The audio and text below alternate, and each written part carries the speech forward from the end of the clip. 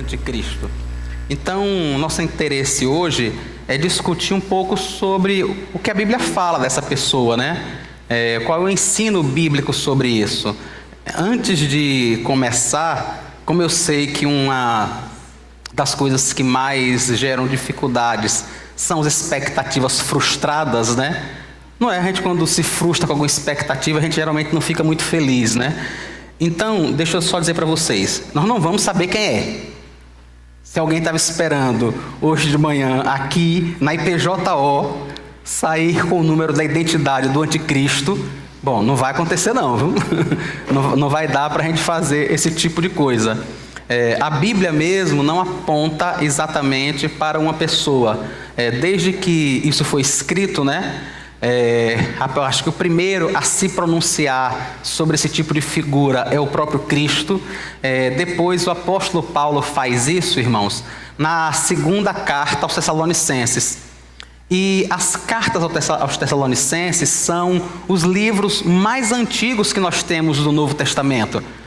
Então vejam, um negócio de 2000 anos atrás, e em 2000 anos de história da igreja, não há um consenso sequer que o anticristo é uma pessoa. Imaginem, tem pessoas que acreditam piamente que o anticristo é uma pessoa, com toda certeza um líder, né? Outras pessoas acreditam que o anticristo se refere a uma instituição. Então não há sequer consenso sobre essa questão. Vocês imaginem apontar para quem quer que seja. Então, se no decorrer da lição a gente vai ver o que a Bíblia apresenta. Mas como a Bíblia não fala sobre uma pessoa, então nós não vamos conseguir chegar lá.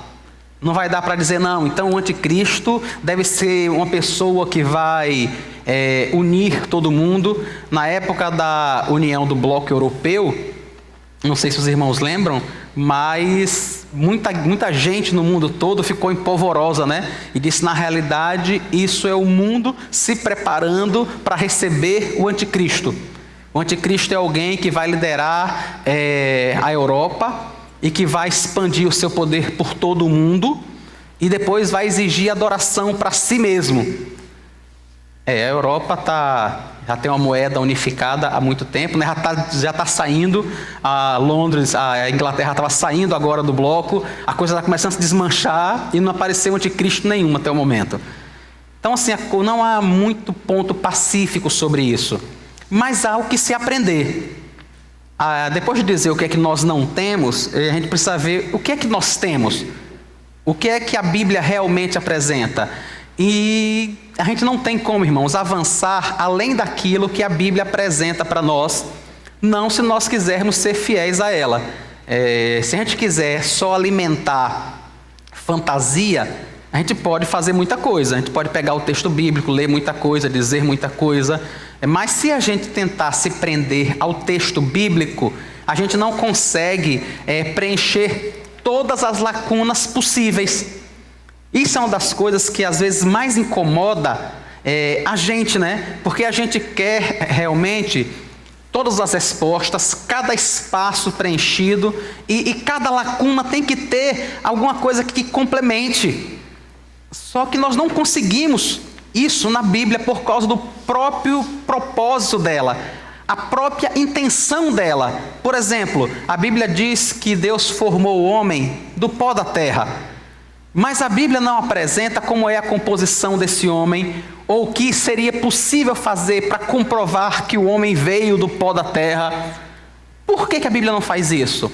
Porque ela não é um livro de biologia, ela não é um livro de medicina, ela não tem intenção de falar sobre a composição orgânica do homem.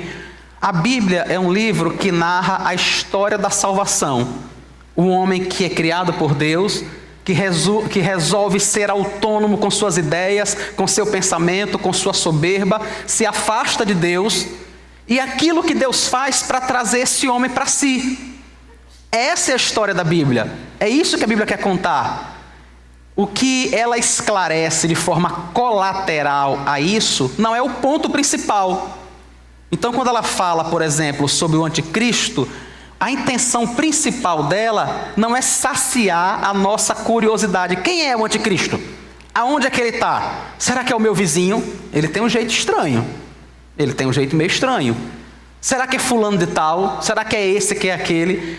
A intenção da Bíblia não é exatamente tentar apontar para a gente quem é a pessoa, mas o que esse anticristo pode causar, por quê, como nós lidamos com isso. E muitas vezes é interessante, irmãos, que enquanto nós ficamos discutindo, por exemplo, quem é o anticristo, quando ele vai aparecer, será que ele já está vivo? Será que ele já está entre nós?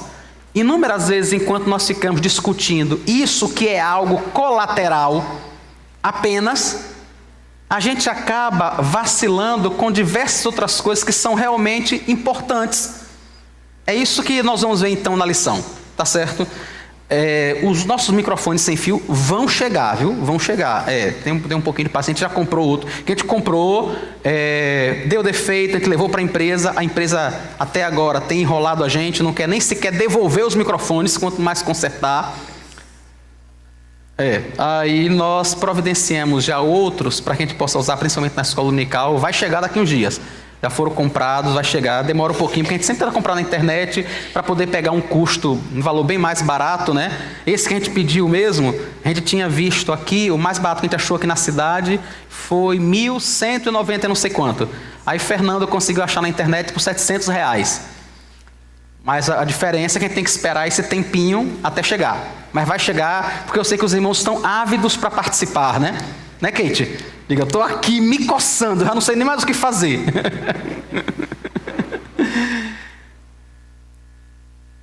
A primeira coisa que nós precisamos entender é que Cristo é o primeiro a fazer referência ao anticristo. E ele faz isso, irmãos, falando de falsos cristos e de falsos profetas. Percebe que Cristo vai exatamente no cerne da questão? Ele não pensa em nenhum momento dizer assim, o anticristo é uma pessoa ou o anticristo é uma instituição. Mas ele aponta na realidade, inclusive no plural, né, para falsos cristos e falsos mestres. Como mostra essas imagens, a ideia é de gente que se parece, mas que está na realidade disfarçado. Ele só está coberto com a pele, mas ele realmente não é. Ele realmente só usa uma máscara. Mas tem algo por trás. Tem algo que na realidade é o que ele é. E Cristo fala alertando sobre essas pessoas, né? Porque muitos virão em meu nome dizendo, eu sou o Cristo, e enganarão a muitos. Levantar-se-ão muitos falsos profetas, e enganarão a muitos. Então é isso que Cristo quer mostrar. Na realidade, essas pessoas, esses falsos cristos, esses falsos mestres, o que eles vão fazer de verdade, e o que muitas vezes têm conseguido é enganar. Olha, virão muitos em meu nome, dizendo eu sou Cristo, e vão enganar muitas pessoas. Vão se levantar falsos profetas, e vão enganar muitas pessoas. Então o que Cristo está apontando é aquilo que eles vão fazer, é a missão principal deles, é o problema principal que eles podem causar. Falsos profetas, falsos cristos. Não sei se dá para vocês verem com claridade, vai chegar a hora da gente estar com um projetor um pouquinho melhor. Tudo com calma, né? No seu tempo. Ali está o Edir Macedo. Aqui é o moço do chapéu, Valdemiro. Aqui é aquele catarinense que talvez tenham parado de dar o remédio a ele muito cedo e ele entende que é o Cristo, né? É o Henri Cristo, né? Não sei se vocês lembram, um cara do Paraná que, não sei se por falta de psiquiatra na cidade ou alguma coisa parecida, sei lá, mas ele cismou que é o Cristo. Essa é Ellen White. Como os seguidores mesmo intitulam, né? Um legado da luz. Então, no decorrer dos anos, quanta gente tem se levantado dessa forma, sabe? Quanta gente tem surgido apenas com esse propósito. Então, se alguém vos disser eis aqui o Cristo, ou ei-lo ali, não acrediteis. Porque surgirão falsos cristos e falsos profetas, operando grandes sinais e prodígios, para enganar, se possível, os próprios eleitos. Vejam, mais uma vez, Cristo está falando sobre eles realizarem, sobre eles enganarem. Mais uma vez, a ideia é produzir engano. E o interessante, irmãos, e o que é difícil às vezes, é porque esses falsos profetas talvez operem grandes sinais, talvez operem grandes prodígios. E isso chama a atenção das pessoas. Sabe, quando você começa a fazer propaganda das pessoas que são curadas, das pessoas que são isso, das pessoas que são aquilo, dos milagres que acontecem, e a gente que está no mundo onde as pessoas são tão carentes de algo, elas simplesmente se iludem porque querem. Sabe, na realidade os falsos cristos e os falsos mestres, eles têm a intenção de enganar, o propósito deles é esse. Mas não tenham dúvida, aqueles que vão lá também, sabem onde estão, eles têm consciência disso, eles não são simplesmente pessoas bobas que não têm a menor noção, eles estão ali, porque é muito mais fácil para eles, na concepção deles, né? É muito mais fácil ele pegar uma rosa ungida para conquistar o amado, do que cuidar do temperamento do cão que ele tem. Não é muito mais fácil? Você pega uma rosa, faz uma simpatia, bota um mel, o nome da pessoa, alguma coisa, para conquistar a pessoa que você ama. É muito mais fácil do que você aprender a ser educado, a tratar com carinho, não é? A ser menos enraivecido, a ser menos egoísta. Não é muito mais fácil você pegar um treco de uma rosa, botar um mel e ficar dizendo o nome da pessoa enquanto caminha em 7 esquinas? Ou coisa parecida. Então, assim, as pessoas que estão lá não são também essas pessoas bobas que a gente pensa, como eles estão cegos. Não, não são, irmãos. É verdade, eles estão sendo enganados, mas porque também querem, porque também tem essa intenção, porque também tem esse motivo. É muito mais fácil você achar que se você der não sei quanto de dinheiro e a pessoa passar, sei lá, um óleo, alguma coisa na sua vista, você vai ficar curado do problema da vista. É muito mais fácil isso do que você se submeter a Deus, orar ao Senhor, apresentar o problema de vista a Deus, pedir a Deus que o restaure, entender que Deus continua tratando o seu coração enquanto Ele não tratar o seu físico, enquanto Ele não tratar a sua vista. Então, assim, essas pessoas são enganadas também porque querem. Peraí só, deixa eu pegar um negocinho aqui para você, viu? Vá, fale e eu vou tentar traduzir, vá.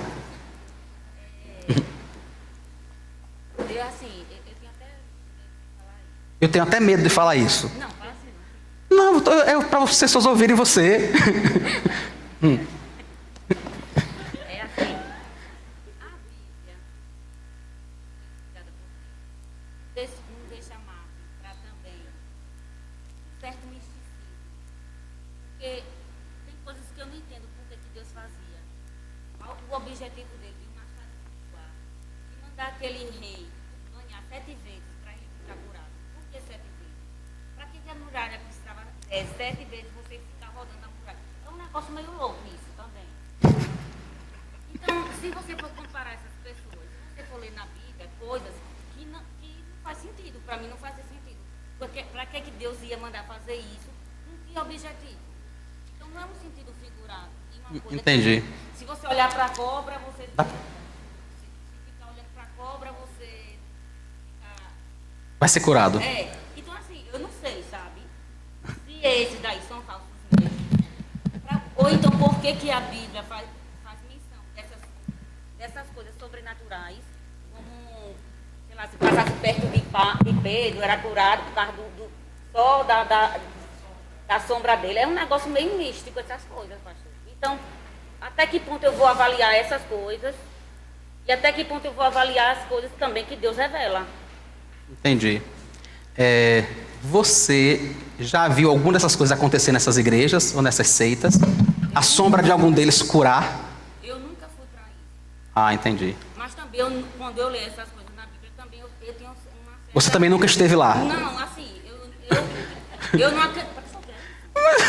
acredito. Então, assim...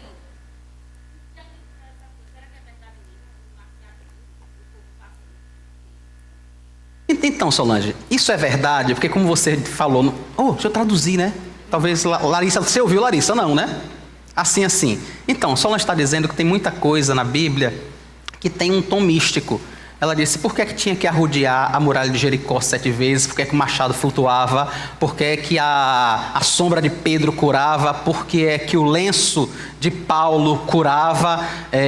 E que essas coisas místicas também, elas acabam deixando em dúvida se o que acontece agora também não é verdade, não é isso? Como é que vai avaliar se isso agora é verdade ou não, e se aquilo... Menina, aqui, agora já dá para falar. Pronto, que aí o povo ligou. Se Jesus viesse, assim, nesse contexto hoje, certo, como naquela época, o que ia me fazer crer era somente Deus colocar para que eu cresce. Entendeu? Não é nada que... Ou eu ia crer ou não ia, né? Porque tem muita coisa na Bíblia que você tem que crer. Porque não é algo assim que você consegue humanamente... dizer, poxa, será que foi verdade mesmo? Entendi. Você tem que crer. Ou então, você está querendo colocar Deus de acordo com no seu padrão. Que não seja nem sobrenatural, que ele seja real. Mas que não use de misticismo, ou de algo além do real. Entendi. Mas, assim, é meio louco, né? Solange, a gente crê no que está escrito na Bíblia porque o Espírito Santo nos convenceu disso. É só por isso. Se o Espírito Santo não nos convencer, como não convenceu muita gente, não tem como acreditar em machado nenhum que flutua, em ninguém dando volta em torno de muralha ou coisa parecida. Aquelas coisas que Deus falou com o seu povo, o modo como Deus agiu com o seu povo, aquilo que o autor aos Hebreus diz, logo no comecinho da carta, ele diz assim, tendo Deus outrora falado aos nossos pais pelos profetas, nesses dias nos falou por seu Filho, que é a expressão exata do ser de Deus. Isso tudo só é verdade para a gente porque o Espírito Santo mudou o nosso coração. Porque para qualquer outra pessoa que não tenha o coração mudado por Deus, não tem por que ela acreditar. Nem nisso, nem em nenhuma outra coisa. Não tem. É verdade, a pessoa distante de Deus, ela pode acreditar no que ela quiser. Ela pode acreditar nesses falsos profetas ou em qualquer outro. Você olha na internet, tem uma moça lá, a Apóstola Sol. Que é uma moça que, acho que desde os 15 anos, os pais inculcaram na cabeça dela alguma síndrome messiânica, complexo de Messias, sei lá, alguma coisa assim, e ela se acha, né? A Apóstola Sol. Então, assim, sem Cristo, as pessoas vão ficar sempre perdidas nessas coisas. O que a Bíblia diz, nós cremos apenas que é verdade pelo Espírito Santo. Então, por exemplo, se algum irmão disser assim... tem como provar que eles deram 7 voltas em torno da muralha, que foi Deus? Nem a pau. Mas não tem como provar isso. Mas sabe o que é? De jeito nenhum. Da mesma forma que a gente não tem como provar para atender a ciência moderna, para atender a lógica humana, que Jesus Cristo é o Filho de Deus que veio do céu, que caminhou sobre as águas, que ressuscitou. Todas essas coisas aparecem apenas por fé. É só por fé. Por essa mesma fé, que como disse o apóstolo, uma vez por todas foi entregue aos santos, por essa mesma fé, é que nós cremos que essa pessoa que veio do céu, que nós cremos que é o Filho de Deus, nos alertou sobre os falsos profetas. Como é que eu sei que esses são falsos profetas? Por causa do que Cristo falou.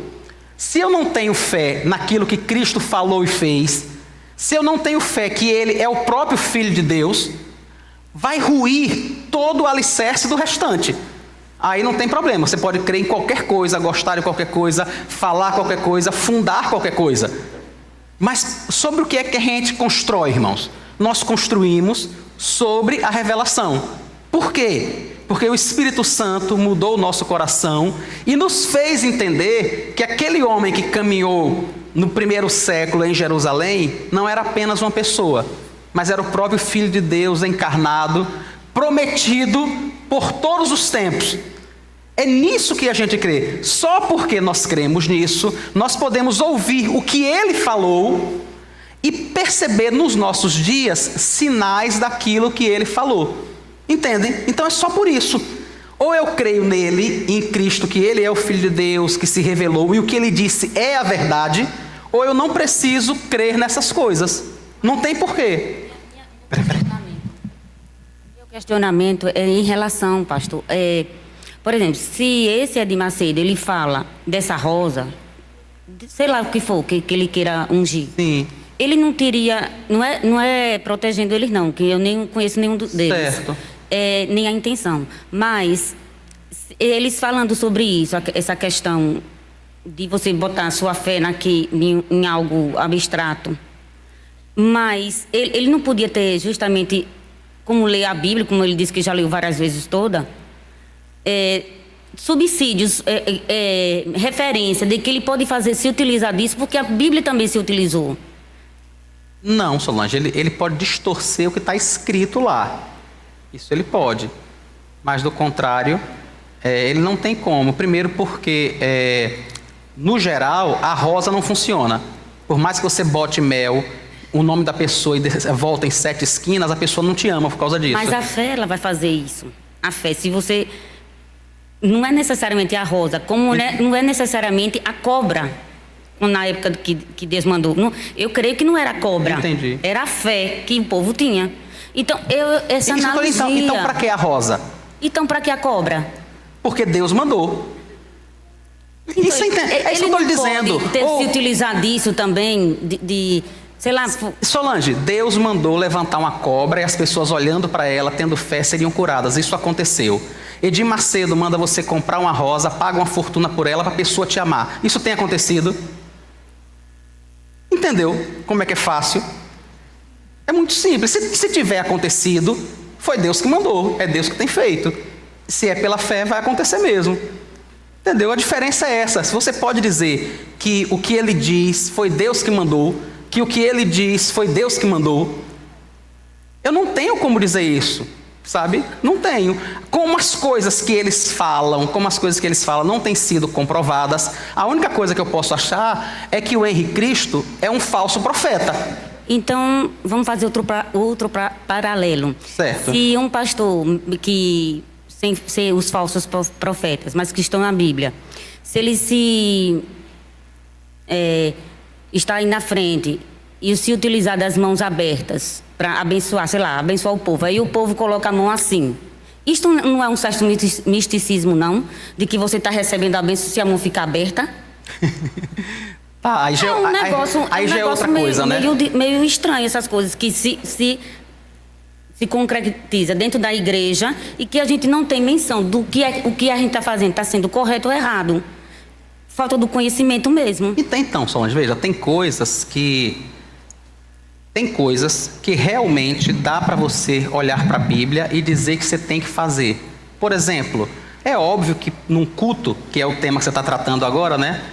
Solange está fazendo referência, se algum dos irmãos não percebeu, porque em algumas igrejas, os pastores pedem que a igreja fique com as mãos assim no momento da bênção apostólica, né? Isso é um exemplo só. Ela está dizendo que isso é um exemplo só, mas que existem muitos outros. Então, em algumas igrejas, as pessoas pedem para ficar com as mãos assim. E que ela pergunta, isso também não seria um certo misticismo? Eu não sei se eu consigo chamar de misticismo, mas me parece. Porque não há uma orientação bíblica para que se faça isso, sabe? Mas eu também não consigo ver nisso algo pecaminoso. Eu não consigo ver nisso algo errado. Eu não consigo, por exemplo, criticar o irmão que na hora da bênção faz isso. Não, se ele entende que quem o abençoa é Cristo, e se ele entende que ele vai continuar sendo abençoado, ou com a mão assim, ou com a mão assim, ou com a mão atrás, ou com a mão no bolso, se ele entende isso, para mim não tem problema. O problema é se ele achar que ele tem que estar com a mão assim para ser abençoado. Aí isso é um problema, sabe? Mas se ele entende que não tem problema ele louvar a Deus, ou sentado, ou em pé, ou isso, ou aquilo, né? Geralmente a gente canta em pé porque acha que a gente libera um pouco mais o diafragma, canta um pouco melhor e tudo, né? Mas tem algum pecado em cantar sentado? Entendeu?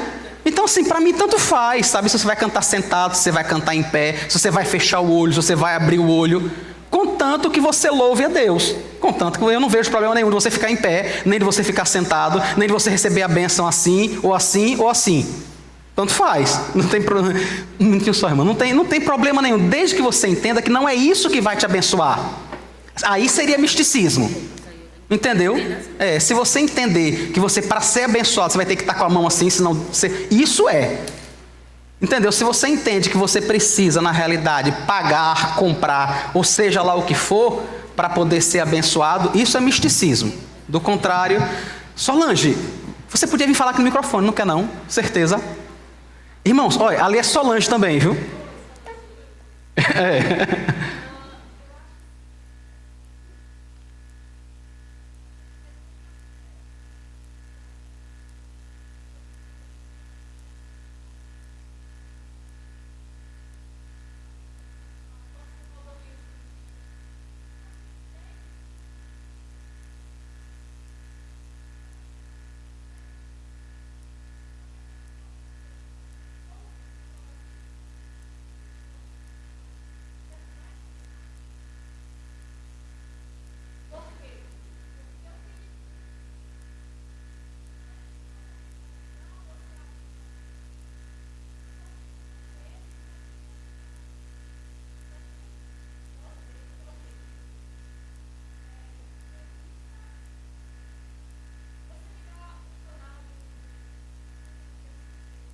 Do Edir Macedo.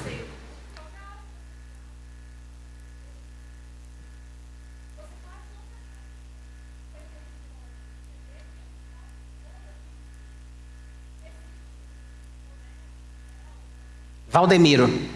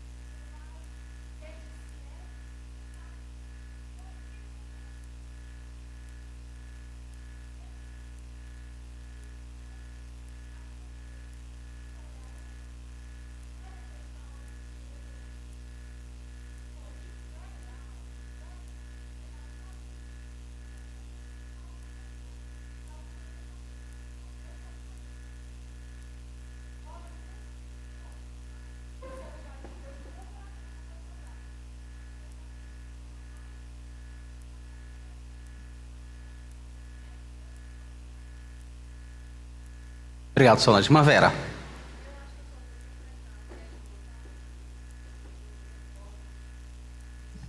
Chega ali, deixa eu ver se chega ali. Certeza. Então fale.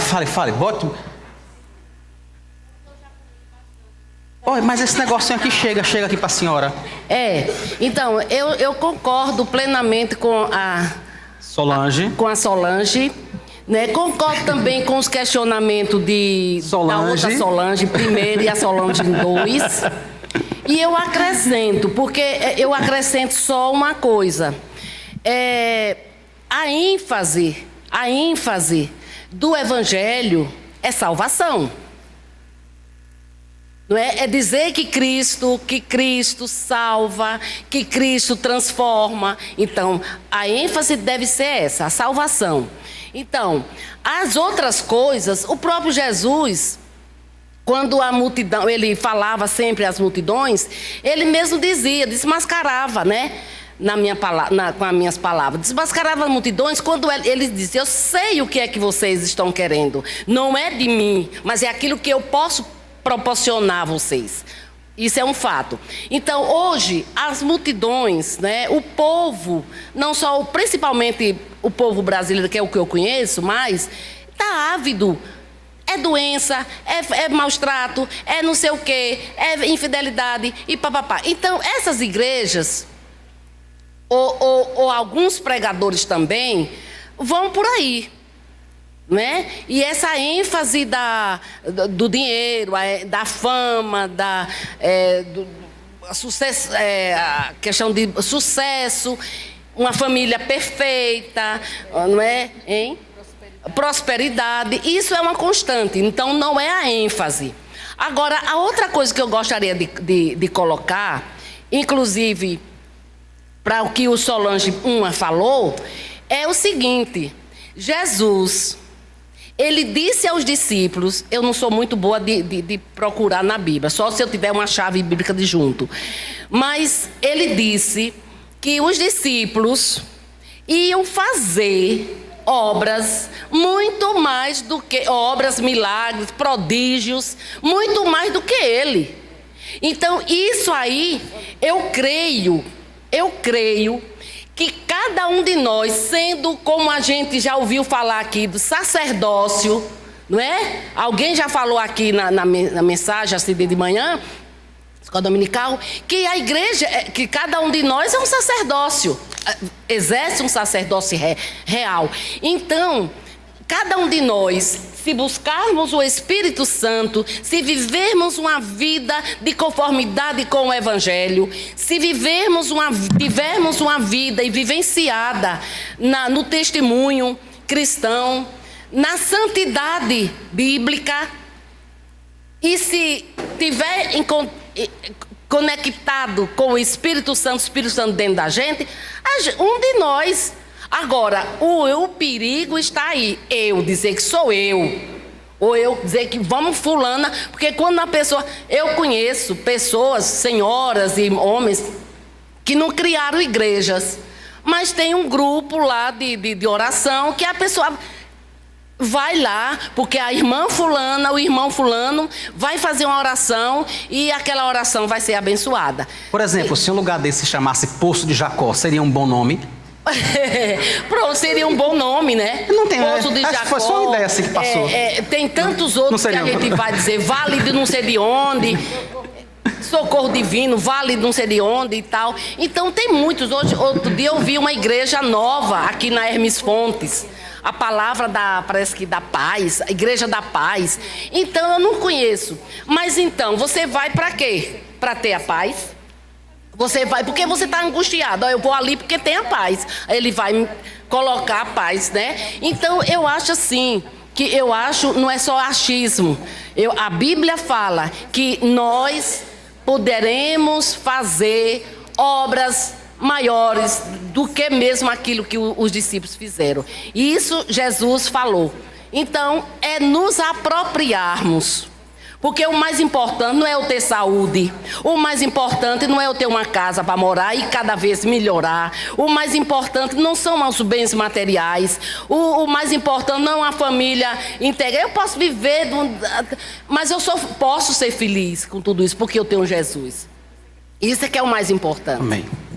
E para completar, pastor, se eu vou dizer, eu não sei se eu estou errada ou estou certa, mas se eu conhecer o cara, sim, seja lá quem for que vai pregar, se eu conhecer a vida dele pregressa, assim, bem, como é que se diz?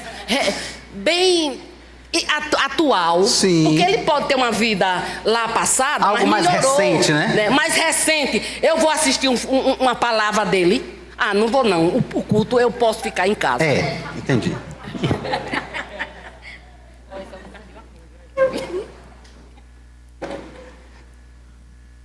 Pastor, eu acho que uma evidência também de ser falso profeta é como se configura o culto.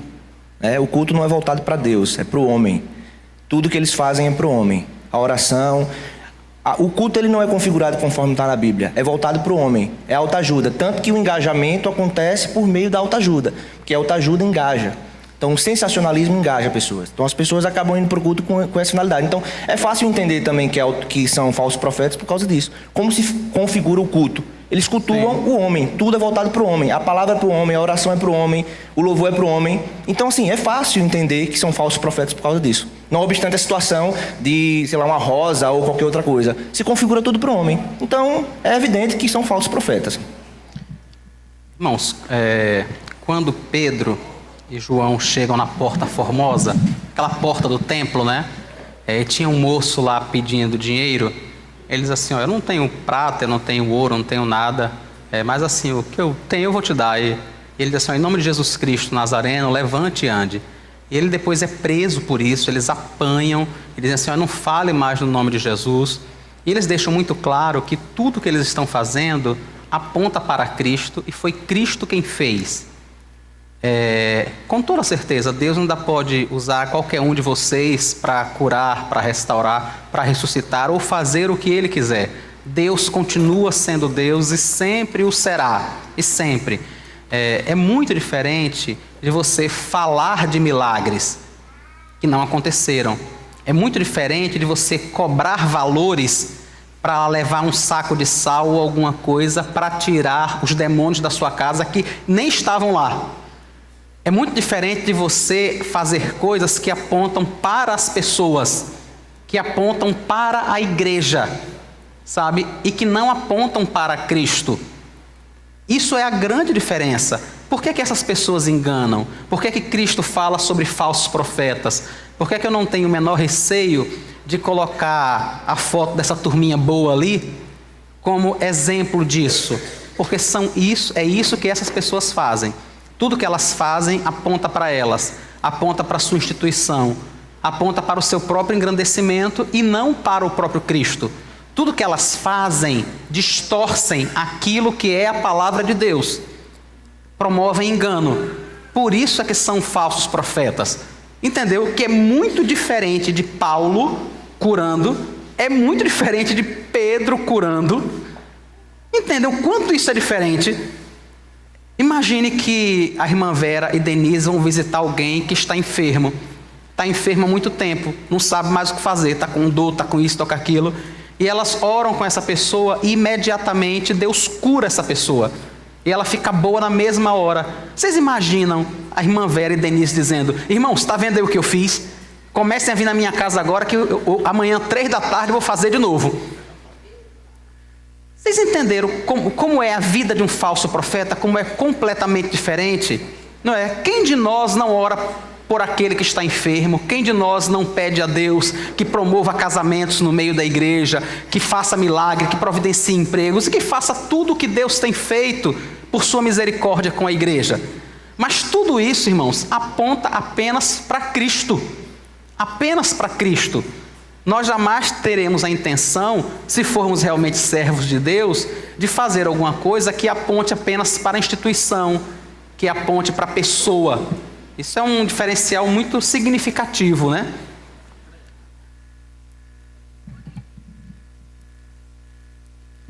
Irmãos, eu quero só fazer um comentário diante do que foi citado.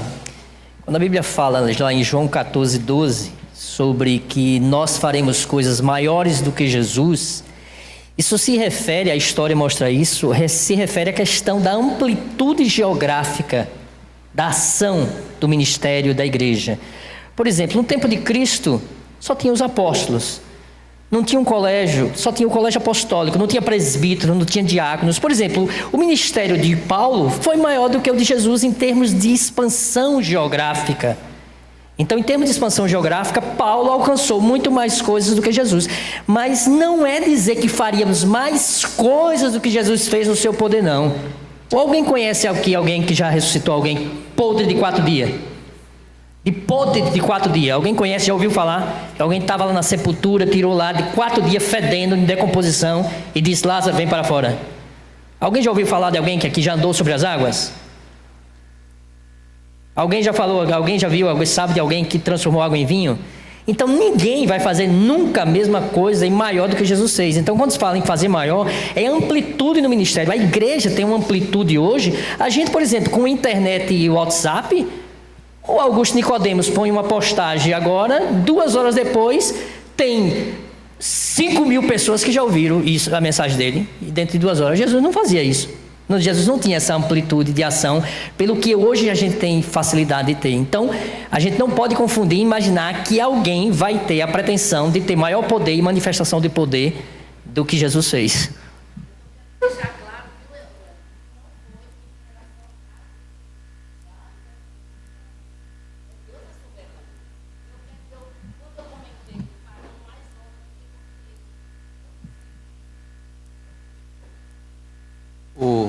O próprio apóstolo João, né, no finalzinho do livro dele, ele diz que se fosse relacionar todos os milagres que Cristo fez, o mundo todo não caberia de livros.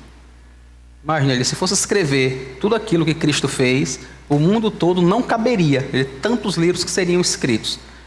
Então o problema não está, irmãos, naquilo que é realizado, sabe? Ou naquilo que se propõe a se realizar, mas principalmente para onde aponta.